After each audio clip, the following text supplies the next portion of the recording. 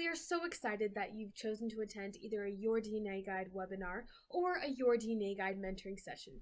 Now, before you attend either of those, we made this quick video to go over some Zoom etiquette items that will help your experience run much more smoothly. First item of business, the mute button. This button is located in the bottom left corner of your Zoom screen. When attending our webinars, we ask that you make sure that you are muted. You can do this by clicking the button so that there is a red strike through the microphone icon. If there's not a red strike through the microphone icon, then you can tell that you're unmuted. So just make sure to click that button, see the red strike through the microphone icon, and you'll know that you're muted. The second feature is the video icon. This icon allows you to turn your video on or off. Similar to the mute button, you can turn your camera on by clicking the camera icon and off by clicking it again. Now let's say your webinar comes with a Q&A portion. Pretty awesome, right? Well, in order to get called on or to let Diane or another facilitator know that you have a question, we recommend that you raise your hand. In order to do this, you're going to go to the smiley face icon on your Zoom menu bar. When you click on it, there will be an option for you to raise your hand.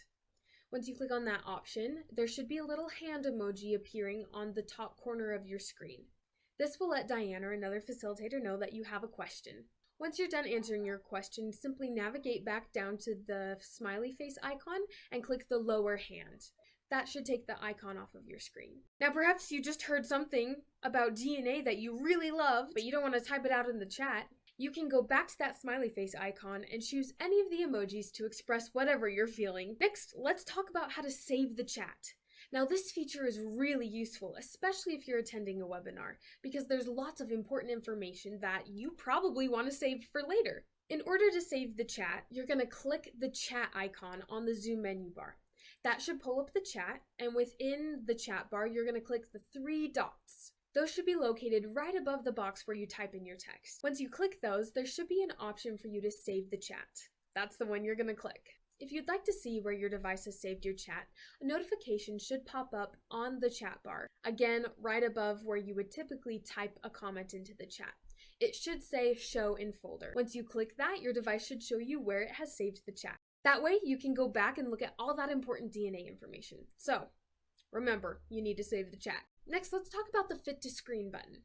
Now, this comes in handy if you or somebody else is sharing your screen, and it allows their screen share to be appropriately sized to your computer screen. That's kind of important, right?